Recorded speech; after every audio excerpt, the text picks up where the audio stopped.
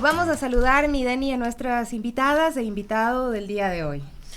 Vamos a abordar varios temas desde la perspectiva de la educación, economía y también salud. Por eso estamos con la doctora Verónica Chávez. Ella es coordinadora del colectivo Reacción Ecuador. También nos acompaña el economista Jonathan Báez, investigador universitario, y la ingeniera Jimena Ponce León, docente universitaria y ex asambleísta. Abrimos también la posibilidad de que ustedes puedan hacer sus inquietudes si tiene alguna también lectura sobre las propuestas de los candidatos y candidatas a la presidencia. Evidentemente fue un debate que sí dejó bastantes inquietudes más que respuestas, pero bueno, los expertos también sabrán analizar desde cada área esto, ¿no? Así es, mi Deni, así es que vamos a darles la bienvenida y agradecerles, por supuesto, por estar aquí y por la espera también, porque a Jimena le dije a las 9 y era 9:15, pero bueno, mucha paciencia, muchas gracias. Nos igualamos con Jonathan. Sí, así que gracias más bien por la convocatoria a las 9. Y también ya está Verónica, la doctora Verónica Chávez, conectada vía Zoom. ¿Cómo estás, Vero? Buenos días. Buenos días, Sofi, a Warmis y a toda la audiencia que nos está escuchando. Y acá el Jonathan también, siempre un invitado muy querido por nuestra audiencia también. Ay, pues muchísimas gracias por la invitación. Yo también dije voy a venir también a la radio para reencontrarnos con muchas personas queridas. Y también porque online, con la entrevista de Marco Flores se cayó un poquito, fue complicado, y también pues en el Zoom sale, mi habitación está al lado y se ve mi cama extendida, entonces yo quiero aparentar. Y además hoy es la despedida de la Deni acá en las Warmis, también se nos va la Deni, así es que es un programa especial que tiene también mucho cariño de nuestra audiencia, para también desde nosotras para ustedes, y también sé que desde nuestra audiencia para la Deni, así es que Deni, te vamos a explicar. Muchas gracias, siempre es conmoveros estos momentos, más aún en la situación que tiene el país. Y bueno, yo he revisado algunas cosas. Pero no estás huyendo del país. No. Ella fue algo más bien planificado y bueno, veces se dio la... No, pero lo digo porque hay muchas personas que sí también han tomado esta decisión como muy porque ven como que no pueden desarrollar sus sueños en este momento precisamente acá en nuestro país, y eso es triste, ¿no? Por lo menos en tu caso tienes... algo planificado. Sí, obviamente el contexto del país no es motivante para ninguna persona, pero la verdad yo amo Ecuador, evidentemente nunca ha sido de las personas que sale y machatea al país. En eso yo soy súper respetuosa, y la verdad incluso a veces... Y además tus mandarinas de Perú. Bueno, seguiré vendiendo, por favor. Sería un asesoramiento económico para seguir vendiendo. Pero y bueno, justo en esto, Sofi, que revisaba para poder también... abrir el debate hoy, yo saqué algunos titulares de algunos medios de comunicación, y me gustaría iniciar, Jonathan, con la economía, porque evidentemente luego del asesinato del candidato a la presidencia, Fernando Villavicencio, hubo muchas reacciones, y una de esas fue en el tema económico. Por ejemplo, este titular del Economista hablaba: Ecuador ya es la segunda economía del continente con más riesgo país en medio de su crisis política. Y cuando leemos estos tipos de titulares desde medios de comunicación en el exterior, evidentemente te pone a cuestionarte, bueno, si bien lo político es prioritario, y en mi economía, ¿cómo va a seguir siendo? ¿Qué significa ser este titular? Pero a mí me llamó mucho la atención. Aquí hay otro también que tiene que ver con el tema de salud, que ya lo vamos a revisar, pero dice: la violencia amenaza a los hospitales de Ecuador con 92 alertas por ataques. Lo habíamos publicado también acá, ese código plata que se activa constantemente, más en provincias como Esmeraldas, que también complica mucho el tema, ¿no? Y en educación, bueno, también hemos visto muchos titulares que también nos ponen en jaque. La violencia en Guayaquil pone en jaque a la educación, y es precisamente es el titular. Ayer veíamos un estudiante acribillado con su mochila. Es una imagen demasiado dolorosa para el país. La inteligencia artificial desafía la educación en Ecuador. Bueno, son muchos los titulares, y de todo esto vamos a hablar el día de hoy. Y les vamos a dar la oportunidad también a nuestros panelistas que nos expongan un poquito, pero la idea es que todos comentemos, ¿no? Porque ninguno de estos ámbitos, de estos sectores, está separado. La economía del Ecuador, Jonathan, ¿cómo está? Uy, pues está sumamente complicada. Me parece que este es el tópico un poco que en el debate se lo quiso soslayar un poquito, ¿no? Siempre fue como parte de un panel y no como parte de un todo. Y tampoco quiero decir que sea la base, pero es fundamental cómo desde la parte económica tú tienes condiciones para tratar de controlar, que es un paliativo a lo que existe. Lo que se tiene que hacer de alguna manera es tratar por todos los medios de evitar que esas cosas pasen. Entonces, ¿cómo evitas tú que los jóvenes tengan incentivos como para irse a bandas delincuenciales, hacer estos ataques? La única manera como solvente de realizar esto es que tú tengas una inversión pública fuerte en educación, en cultura, actividades deportivas, y que de alguna manera eso evite que los jóvenes y las jóvenes también tengan el incentivo de ir a participar en esas situaciones. Entonces, ¿cómo uno logra tener esos recursos? A través vía impositiva, vía de impuestos y también vía tema petrolero. Yo presté mucha atención a las Warmis, que voy a hacer pequeña cuña, también siempre trato de estar pendiente, pero un debate que pareció re interesante y que también un poco me abrió mucho los ojos con el tema de cómo hay cierto nivel de machismo en el debate. ¿Recuerdan ustedes cuando debatieron con el tema del Yasuní, de la consulta popular? Y había un entrevistado que yo lo conozco y de alguna manera le tengo cierto aprecio porque con el tema de subsidios tenía una postura muy interesante, pero a cada momento les decía como que les voy a explicar, como en esta posición de ustedes no saben y yo como hombre les voy a explicar. Me parece que en ese sentido uno ahí tiene que ver las posturas también de dónde vienen. En el debate presidencial, candidato Noboa dijo, yo sí estoy a favor de Yasuní, pero es obvio porque el tema económico no le iba a imputar el tema petrolero. O sea, los negocios que tiene su familia junto con su papá, obviamente no iba a tocar este aspecto. Entonces, claro, él se inclina por esta posición, no tanto por estar a favor de una medida más de economía ecológica, sino porque básicamente no toca sus negocios más ligados al tema de exportación de banano, ¿no? Entonces, vemos ahí cómo el tema económico tiene que zanjarse en un solo espacio y ahí me parece que recuperar el tema de la renta petrolera, el tema impositivo, que los que más tienen más paguen, ¿no? El impuesto a la riqueza, el impuesto al patrimonio, todo lo que podamos sacar en medio de toda la progresividad fiscal, permite tener estos recursos que me permiten tener programas de cultura, programas educativos y también algo que vi muy interesante con el tema de seguridad y cómo atenderlo desde el lado más económico, es que en Japón tú tienes cárceles que están construidas con toda la infraestructura de tal manera que todo el tema de hacinamientos y cosas no tienen que llevar a un punto en lo que ocurre con El Salvador, por ejemplo, que muchos le hablan de la salida bucal. Entonces, con estas perspectivas económicas y con recursos en el Estado que puedan atender y solventar muchas situaciones, desincentivas completamente que las personas se engarcen a esta situación delictiva. Pero aquí es un tema sensible hablar de los impuestos, porque recuerden que aquí tuvimos una crisis por el incremento del precio de la Nutella, pero no hemos tenido tanta crisis con el incremento del precio o tanta respuesta tan reactiva con el incremento de los precios de los aceites, de los huevos, de un montón de otros productos que también están generando que el poder adquisitivo de las personas sea cada vez menor. Jimena, ¿cómo ve usted el impacto de la economía también en tema de educación? Porque hay que hacer también un diagnóstico de qué está pasando con la educación en el país. Todo el mundo cuando quiere hablar desde un cliché dice, es que la educación es el único camino que existe, hay que invertir en educación, pero ¿qué tipo de educación o cuál es el escenario en el cual podemos hablar de educación en el país? Bueno, como tú decías al inicio, todo está relacionado. La economía, además, no es una sistema que funciona por sí solo, sino que funciona en base a las decisiones que van tomando quienes están al mando.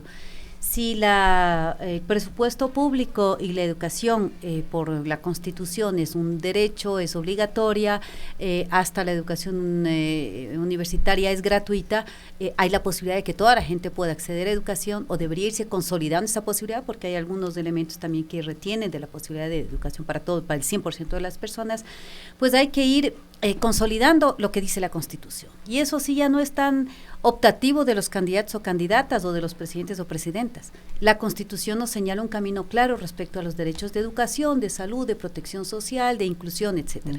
Y ahí claramente el sistema económico debe ser la vía debe ser el colchón, debe ser quien alimenta la resolución del sistema educativo. Entonces, la economía debería funcionar, como dice nuestra Constitución, para garantizar los derechos y para que esas garantías de derechos nos hagan unas personas que trabajemos y vivamos en plenitud. Eso nos dice la Constitución.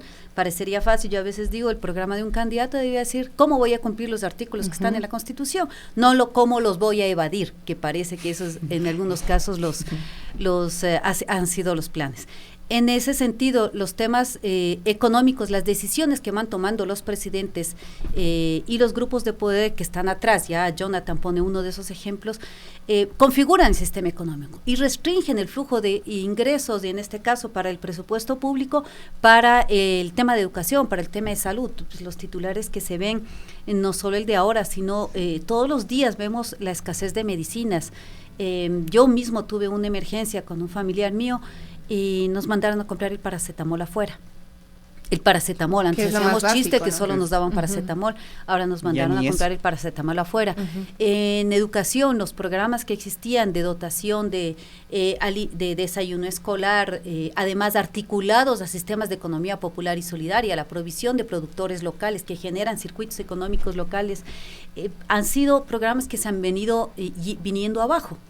Entonces, eso no es que ocurre de la nada, ocurre por un desgaste del sistema, sino que ocurre porque hay decisiones políticas atrás.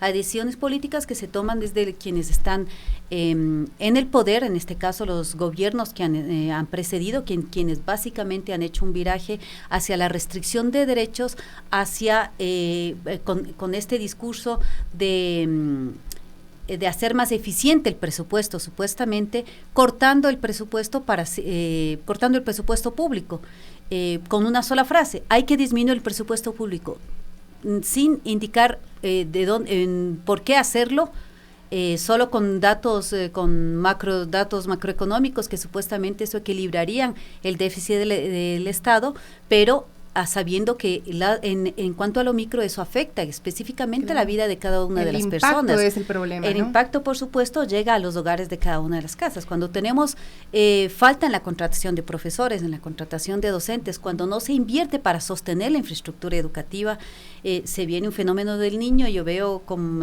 preocupación todo esto que ya que se perfila ya sobre todo en la costa y que también va a tener consecuencias en la sierra. Vamos a ver un fenómeno del niño que va indiscutiblemente a afectar infraestructura educativa, y como los niños pues no son votantes, a lo mejor eso no les interesa ni ahora lo toman en cuenta. Pero vemos que hay la restricción, el discurso de disminuir el Estado y para eso hacerlo equivalente a disminuir el presupuesto y que el presupuesto sea salud y educación y protección social, eso nos tiene en la situación en la que el país está en este momento. Lo curioso es que yo revisaba también la prensa y una nota del Telégrafo decía que el primer mandatario informó que a las universidades y escuelas politécnicas públicas recibirán aproximadamente 200 millones más de presupuesto con relación al 2022, llegando a 1.300 millones en inversión. Esta sería la cifra más alta en los últimos 11 años. Habla de fortalecer la educación y la verdad que en la realidad vemos que eso no se ejecuta, que no se cumple. Es una nota amplísima de lo que ha dicho el presidente o que hará para este 2023 en educación, y que claramente vemos una distancia completa. El Banco Central del Ecuador también dice que ha crecido la economía, ¿no? Y pues a veces se habla de cifras sin pensar en la realidad, en las cosas que están sufriendo los ciudadanos y ciudadanas. Y pues precisamente de esas realidades en el ámbito de la salud, Verónica conoce mucho, porque hemos compartido también con ella muchas denuncias de ciudadanos y ciudadanas que nos cuentan cómo está el sistema de salud, qué es lo que perciben. Hemos ido a los hospitales y hay quienes nos dicen sí me atendieron, cumplieron, y otros, sobre todo quienes tienen enfermedades catastróficas, nos dicen no estamos recibiendo la medicación. Quienes tienen trasplante de algún órgano nos dicen está en riesgo el órgano trasplantado, y muchos de esos temas que dependen no solamente del presupuesto en este caso, porque hay presupuestos no ejecutados, sino también de saber hacer las cosas en la gestión pública. Verónica.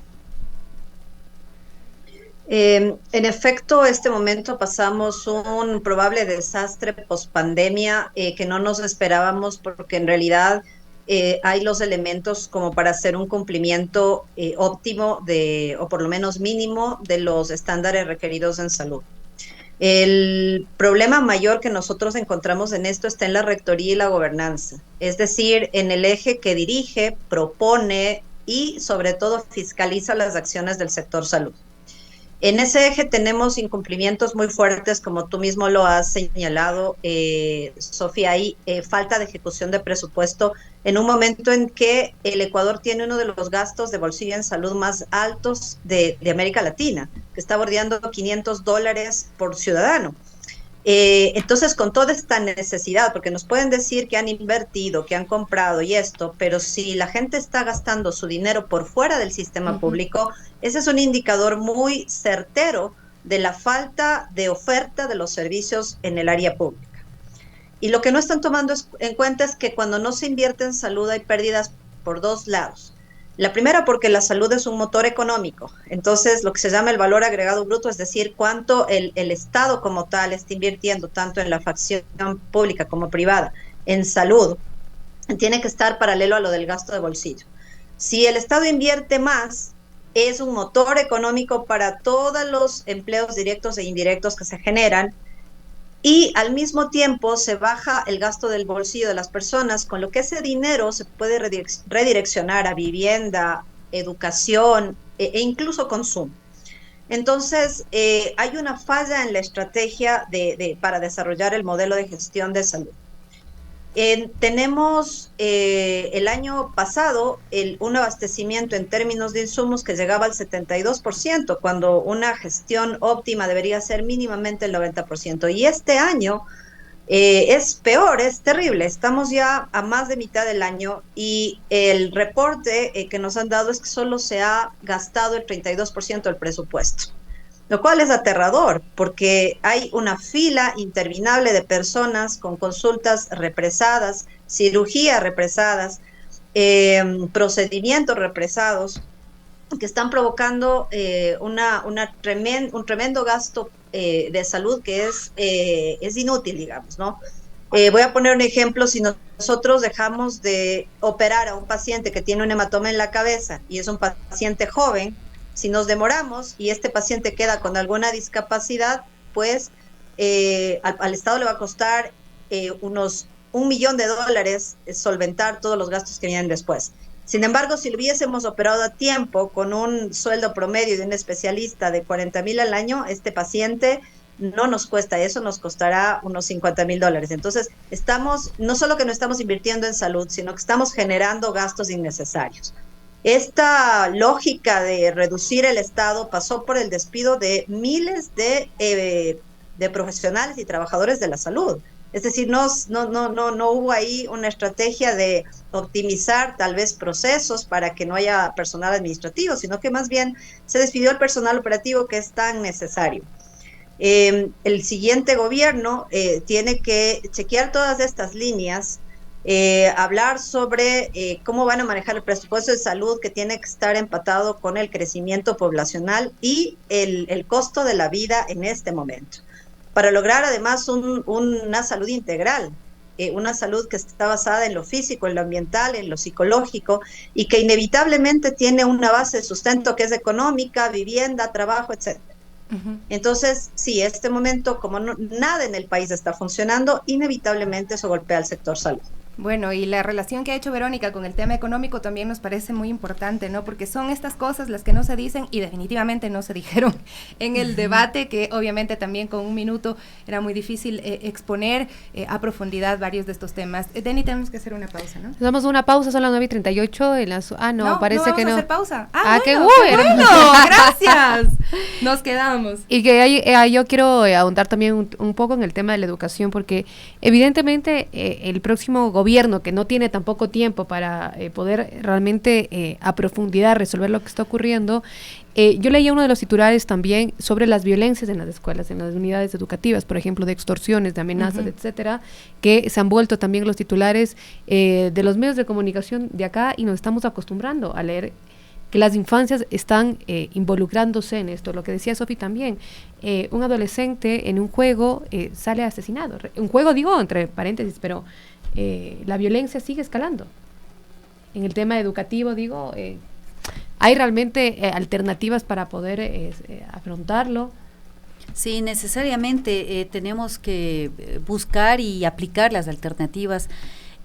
Anteriormente, sin contar con este escenario lamentable que vivimos ahora de sicariato, de mafias que están en la calle, conectadas con los mitines carcelarios que no pueden controlarlos desde el gobierno nacional, siendo su responsabilidad. Lamentablemente esa conexión nos plantea ahora un panorama diferente. Las comunidades son centros en donde la gente se junta. Ahorita estaba leyendo una encuesta que se hizo en el 2021 y otra toma en el 2022 para los chicos que salieron de la virtualidad, regresan a la presencialidad. Se hizo una toma en el 21, en el 22 del futuro de la educación. Tanto entrevistan a los jóvenes, entrevistan a los adultos, a los papás y mamás, y les preguntan, y casi todas las respuestas son muy optimistas respecto a la presencialidad, que se mejora la educación, que se mejoran las relaciones, y también colocan algunos temas interesantes. Dicen cuál es su perspectiva de la educación, para qué cree que está el sistema educativo. Y dice para formar mejores ciudadanos y mejores personas. Y por acá está para que aprender matemáticas y literatura y lenguas o cualquier cosa. Claro. Pero la concepción tanto de padres y madres como de los propios chicos y chicas es de formarse como mejores personas. Eso motiva, inspira. Ahora el Estado, el gobierno tiene que dar respuesta a ese rol y a esa responsabilidad que tienen. Las instituciones, si bien tienen este mandato de la formación, de preparar para otros niveles formativos o preparar para su mejor desempeño en la sociedad a los chicos, para que salgan ya de adolescentes adultos o de adultos jóvenes, también tienen el rol de tienen que cuidar a su población. Y para esto, incluso internamente, las violencias que antes se vivían internamente, el bullying, el acoso y demás, deben ser elementos que estén absolutamente identificados y controlados. Y en eso también ha habido mucho déficit, y ese es un déficit lamentable que se agarra y se engancha no solo en la violencia, sino se engancha también en el machismo, se engancha en estos espíritus de cuerpo lamentables que han hecho que muchos de estos temas de violencias internas, de abusos sexuales que ha habido en escuelas y colegios, permanezcan silenciados, permanezcan además encubiertos, incluso a veces por sus propios padres y madres. Me parece que uno de los discursos que sí quisiéramos escuchar de los candidatos y de todo gente que tenga alguna aspiración de topar o de manejar el poder público es aquello que llamaban los movimientos de la niñez, desde el interés superior del niño y de la niña. Es de poner al ser humano que está en su etapa de formación, en su inicio, en su entrada a la vida, ponerlo sobre todas las cosas. Y esto no significa que dejemos de un lado el discurso de Yasuní, que dejemos de un lado el discurso de la economía. Al contrario, significa que todos esos discursos tienen que articularse para dar servicio, para colocar al niño, a la niña, a la gente con mayor situación de vulnerabilidad en las mejores condiciones. Es decir, yo creo que soy insistente en que la Constitución nos señala que el ser humano es el objetivo de hacer las cosas. No es la exportación, no es el petróleo, no es la balanza de pagos. Esos no son seres, esos no son sujetos. Quienes estamos aquí, quienes están afuera, quienes están escuchando, somos los seres humanos, y todo este aparato que se llama gobierno, que se llama Estado, que se llaman hidroeléctricas, que se llama presupuesto, todo esto tiene que funcionar para que nosotros tengamos una vida digna. Entonces todos tienen que articularse, y el discurso de todos los candidatos debería ser para que al final el niño y la niña, como dice Silvio Rodríguez, vaya sano a la escuela. Salud, educación, cariño, tranquilidad, seguridad, eso es lo que queremos que ocurra en la vida. Y para eso hay dispositivos, para eso hay que invertir, para eso hay que formarse, para eso hay que tener articulación, temas lamentablemente de seguridad que hay que tomarlos en consideración, que no es solo armarse. Ya veo una propaganda de un candidato que pone a Robocop como su oferta de campaña, es Robocop. Es armar de Robocops aquí en la calle y poner en cada esquina. Y además esos trajes sí se compraron en Ecuador en 2019 para reprimir las protestas. Claro, deben existir porque los vimos en las calles, sí, los vimos aquí nomás a algunas cuadras, ahí se los vieron que en algunos momentos los pueden utilizar. Pero además pasa el tema de seguridad también por desarticular las mafias, pues. No pasa solo por poner un Robocop en cada esquina. Pasa por desarticular las mafias, enfrentar esos poderes, desarticular mercados de la droga, y eso pasa por unas relaciones internacionales y más paritarias con otros países. Acuerdos también locales, ya Petro coloca el problema a nivel regional. Brasil también se incorpora, digamos, dentro de esta discusión de el tráfico, las rutas que tiene la droga y las mafias que utilizan esas rutas para poder mantener su negocio, quiénes son los principales consumidores de Estados Unidos, de Europa, los países asiáticos que también producen, todo eso debe estar en la discusión, no solo el comprar armamento para que además significa, por supuesto, van a significar ahí sí inversión del presupuesto. Y ahí yo le quería preguntar también, Jonathan, porque además hablamos de economía y evidentemente también, como bien lo decías, Jimena, es desarticular las mafias, pero también el sistema económico de lo que ocurre con el narcotráfico es algo importantísimo, porque evidentemente uno puede, no sé, idealizar ciertas propuestas y proyectos, pero en la realidad, que por ejemplo los sectores más vulnerables como Esmeraldas, donde no hay empleo, donde no hay educación, donde no hay agua potable, donde no hay luz, donde no hay básicamente las condiciones dignas para sobrevivir, porque digo, ellos sobreviven, no viven en Esmeraldas, y eso es algo particularmente duro, por ejemplo en el debate, que no se habló, yo lo insisto, porque es una de las provincias que más afectadas de todo esto. esto. Traigo a colación lo que decía Isabel Benítez el otro día, psicóloga, analizábamos un poco esto, y ella decía, si es que hay un 0.01% de racismo en los candidatos, no se van a preocupar jamás en la vida por Esmeraldas. Y lastimosamente también estamos viendo muchos problemas estructurales, muchos problemas de violencia. Escuchándole a Jimena, yo digo, hoy por hoy, uno piensa, ¿por qué podría sufrir un niño? Los niños deberían tener alegría en su vida, juego, pero les estamos haciendo como Estado, como sociedad, la vida imposible a los niños y a las niñas y generándonos un futuro que realmente ni siquiera estamos cerca de poder entender o lejos de poder entender las consecuencias que puede tener. Y ahí cómo se articula la economía, a pensar la educación, a pensar estos problemas que Denise decía de estos territorios abandonados. Ahí hay que englobar, me parece a mí, varios procesos. Y lo más importante, donde no hay Estado, entre el sector privado. Y cuando el sector privado ve que no obtiene ganancia, entra el sector delictivo. En ese sentido, en Esmeraldas, donde no hay educación, donde no hay salud, etcétera, etcétera, etcétera, y el sector privado ve que de ahí no va a poder sacar absolutamente nada, inmediatamente entran las bandas delictivas. Yo te cubro esto en salud, yo te cubro esto, pero tienes que hacerte de mi banda. Es decir, donde no hay Estado, básicamente se forman todas las condiciones para que vaya el sector privado. Cuando, ahorita que traían a colación Robocop, ¿no? Es interesante verlo como como traen estos uniformes para reprimir tanta cosa, pero Robocop es una película que surge como una crítica al tema de la privatización de las empresas de seguridad en relación a la policía, que es del sector público, y cómo se va permeando desde adentro para que básicamente la gente diga, la policía está permeada por la mafia, por lo tanto no podemos confiar, por lo tanto el sector privado aparece como una opción para curar eso. Entonces, Robocop, vean la película con estos lentes, con estos ojos, se van a dar cuenta que es básicamente decir, el Estado no sirve, vamos al sector privado. La educación no funciona, vamos al sector privado. El IES no funciona, vamos al seguro privado. Y quien puede pagar, en buena hora. Pero si no se puede pagar, simplemente ese lado no está ahí presente. Lo mismo me parece que ocurre con el tema de educación universitaria. Los chicos y chicas que no logran entrar a la universidad, no es que se quedan, los que se quedan lastimosamente irán a parar pues en actividades precarias, o sino también en la parte delictiva, pero muchos de ellos se van a endeudar esta vida y la otra para poder ir al sector privado, y esto termina engrosando las ganancias de estas personas. Y esto también, lo que decía Jimmy hace un rato y tú, Sofi, y también Eni, con el tema de los niños y las niñas. A ver, si es que un niño o niña está en una situación vulnerable por A o B circunstancias en su hogar, obviamente ahí tendría que el sector social y todo este apalancamiento tratar de ver cómo se resuelve la situación de aquel niño y de aquella niña, pero eso requiere de recursos, como por ejemplo una trabajadora social va a acompañar a 300 familias al mes. Esto es básicamente imposible. ¿Cómo se logra sanear esto? Con recursos públicos. ¿De dónde obtenemos los recursos públicos? Del sistema impositivo, otra vez, del tema de petróleo, que el Ecuador es un país petrolero. ¿Que hay que debatir el tema de la Yasuní? Por supuesto que sí, pero con el tema impositivo, que es de los más importantes, yo lo quiero destacar otra vez. En América Latina, el promedio de las personas que más ingresos tienen en relación a los impuestos que pagan llega al 4%. En el Ecuador llega al 3%. En la Unión Europea llega al 21%.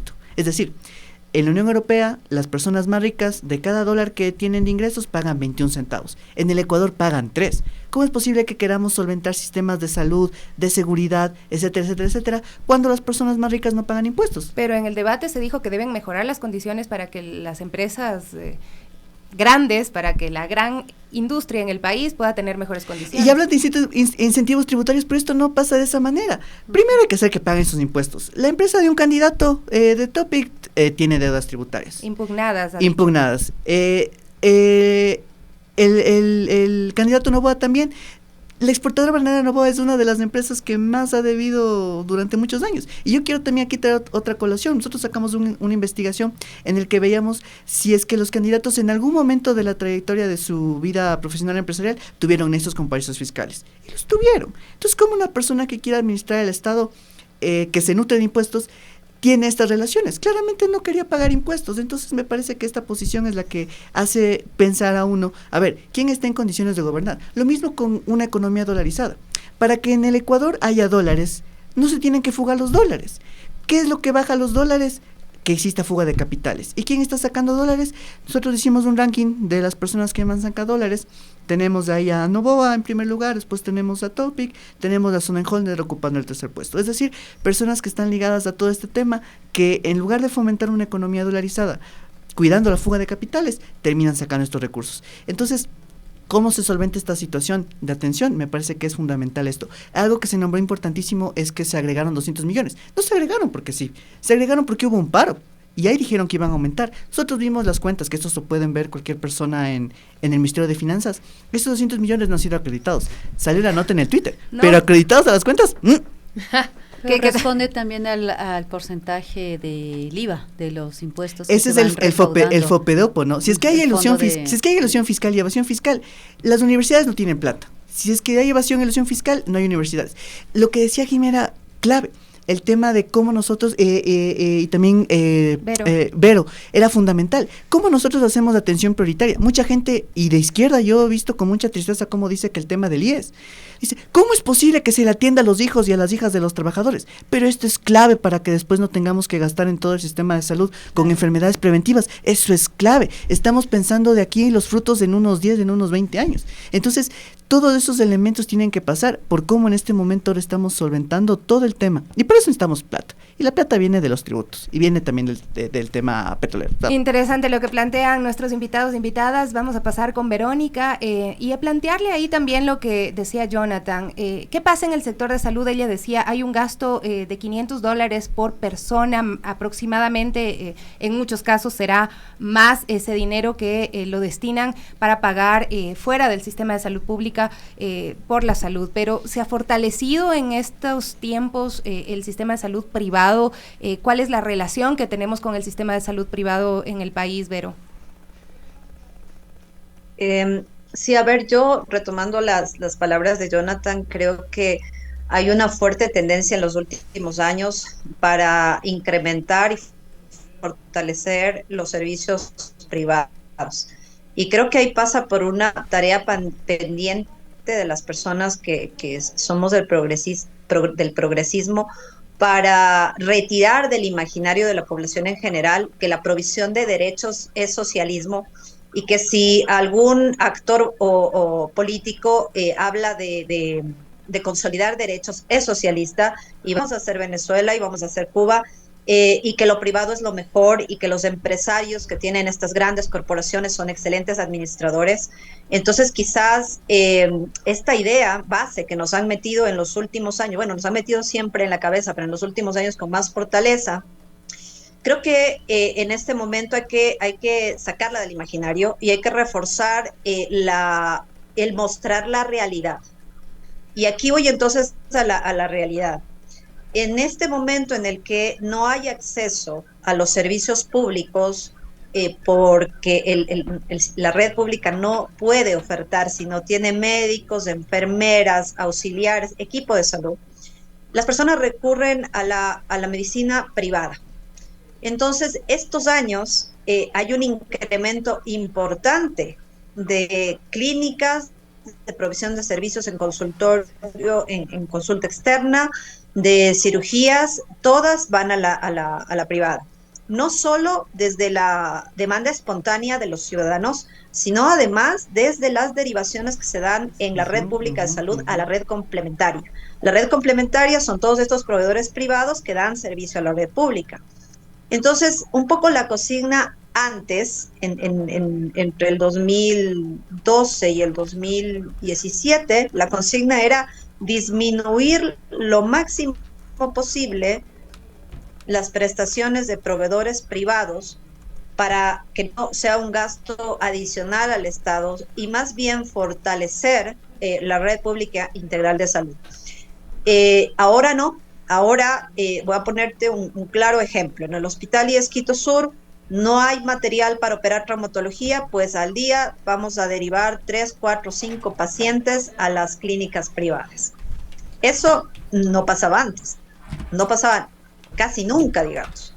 Porque inevitablemente, a pesar de que existe un tarifario de salud que fija los costos en la red complementaria, inevitablemente se incurren en gastos adicionales cuando transfieres un paciente. El gasto más importante es que mientras haces el trámite de derivación, hay una ocupación de cama con un paciente que no está siendo resuelto. Entonces es el gasto de ocupación de cama, de ocupación de personal, de traslado del paciente a la clínica y de un costo en la clínica que es más alto que lo que sería en la red pública.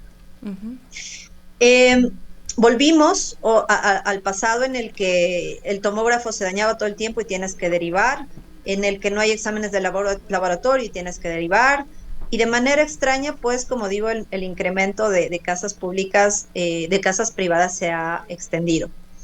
Y en este tema añadimos otro problema, que se identificó en el año pasado, en el 2021, perdón, que es justamente las redes de corrupción de estos procesos de derivación, donde tienes un prestador del servicio público al que la clínica privada le paga un rubro porque ese paciente se ha enviado allá, donde tienes facturadores a quienes las clínicas privadas les pagan un rubro para que le saquen rápido la factura, y etcétera. Entonces nosotros ahora vemos con asombro, los que somos operativos y trabajamos en el día a día, vemos con asombro como una casa sin el mínimo requerido para atender a una persona es calificada como proveedor de la red complementaria. Entonces, son todas estas redes de corrupción que se han dado alrededor de terrorífico lo que ellos. dices, Vero, es terrorífico. Nosotros íbamos al Baco Ortiz y bueno, entre las anécdotas que nos contaban algunos pacientes decía, mi niño tuvo un siniestro de tránsito y adentro nos vendieron hasta los pañitos húmedos. También hay que decirlo, ahí ven la oportunidad incluso hasta el personal, ¿no? Que está dentro del hospital, ¿no? De vender pañitos húmedos, de vender por aquí, por acá, pero esto es terrorífico. O sea, estamos hablando del sistema de salud. Sí, Denny, yo ya lo se nos puedo va terminando el certificar. tiempo, yo creo Eso es así porque yo estuve hace 2 semanas en el Hospital Baco Ortiz con mi hijo porque la red pública ni complementaria me lograron darle el requerimiento, yo lo tuve que hacer de forma personal y sí, en efecto, dentro del hospital pues hay gente que te está vendiendo cosas. Y no es el único caso ni va a ser el último, porque todos tenemos un familiar que ha tenido que ir a un hospital público y ha tenido que comprar desde las gasas, y la verdad que nos acostumbramos a que este sea el servicio, se normaliza como, como bueno, ya compré, ¿no? Resuelvo, pero evidentemente hay una vulneración de un acceso gratuito, los padres, ¿no? comprando todo para ir a limpiarlo. No digo que esté mal, la minga, hay que hacerlo. La comunidad educativa debe ocuparse también de cómo está la escuela, de cómo está donde está estudiando su hijo o hija, pero pasan a los extremos, ¿no? Que si no invierte o si no pagan los padres, no hay agua, no hay luz, no hay nada. No hay profesor de inglés. O profesor de inglés. En el 2002-2003, recuerdo en mi escuelita, pagaban 20 centavos para que hubiera profesor de inglés y de computación, de computadoras que no había. ¿Hasta cuánto? No te veía de tanta larga data. Bueno, por favor, les pedimos sus conclusiones para ir cerrando este espacio. Jimena, por favor. Bueno, creo que tenemos que identificar el modelo con el que queremos vivir, y cada uno de los candidatos representa un modelo económico. Dicen que está de moda decir que las ideologías, que hablar de las ideologías. A mí me parece que por un mínimo de transparencia la gente debería manifestarse. El modelo neoliberal es lo que estamos viviendo, es lo que nos ha llevado a un desastre. Las privatizaciones, la reducción del Estado son principios de un modelo neoliberal, y eso es lo que tenemos. Deberíamos escoger por otros modelos. Jonathan. A ver, en este tema me parece que hay que ser también bastante propositivo, ¿no? Primero, hay que luchar férreamente con la elusión fiscal, la evasión de impuestos, contra los paraísos fiscales, contra la fuga de capitales, contra el lavado de activos, porque ojo aquí, el sistema financiero también tiene mucho que ver en cómo se está articulando las cosas. Nosotros tenemos empresas que son millonarias y que no pagan impuestos, ¿no? Las plataformas, y uno lo tiene anclado a la tarjeta que utiliza el sistema financiero. El cobro ahí se puede realizar. Otra cosa es que no se quiera hacer. Entonces, ese es el elemento clave. Les voy a dar una pequeña primicia, lo voy a decir así. Tenemos, el día de hoy se presenta un conjunto de alternativas con el tema del sistema financiero. Por ejemplo, los grupos económicos que tienen un sistema financiero ascienden a solamente el 33%.